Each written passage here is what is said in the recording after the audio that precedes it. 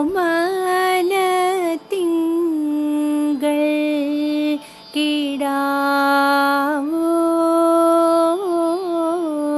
നല്ല കോമളത്താമര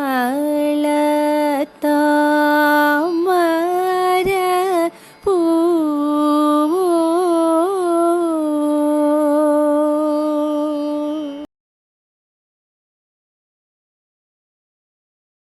എല്ലാവർക്കും നമസ്കാരം. ഞാൻ നിവേദ് ടെന്നീസ്. കോട്ടയം ജില്ലയിലെ കുറുവലങ്ങാട് പൂർണ്ണോദയ വിദ്യാനികേതനിലെ 5ാം ക്ലാസ് വിദ്യാർത്ഥിയാണ് ഞാൻ. അമ്മ മലയാളം എന്ന ഭാഷാ പരിപാടിയുടെ ഭാഗമായി കടലക്കടലാസ് നടത്തുന്ന പരിപാടിയിലേക്കാണ് ഞാൻ ഇന്നിവിടെ ഈ കഥ പറയാൻ പോകുന്നത്. ഞാൻ ഇന്നിവിടെ പറയാൻ പോകുന്ന കഥ പരശുരാമൻ മഴുവെറിഞ്ഞ് കേരളം സൃഷ്ടിച്ച കഥയാണ്. പുരാണങ്ങളിൽ അറിയപ്പെടുന്ന ചിരഞ്ജീവികളിൽ ഒരാളാണ് പരശുരാമൻ. ജമദഗ്നി മഹർഷിയുടെയും രേണുകയുടെയും മകനായിരുന്നു അദ്ദേഹം. അദ്ദേഹത്തിന് വളരെ ശക്തിയുള്ള ഒരു മഴു ഉണ്ടായിരുന്നു. ആ മഴു പരമശിവൻ അദ്ദേഹത്തിന് സമ്മാനിച്ചതായിരുന്നു. പരമശിവൻ അദ്ദേഹത്തെ വിവിധ ആയോധന കലകൾ പഠിപ്പിച്ചു. തൻ്റെ അച്ഛനെ വധിച്ച ക്ഷത്രിയരോട് അദ്ദേഹത്തിന് വെറുപ്പായിരുന്നു.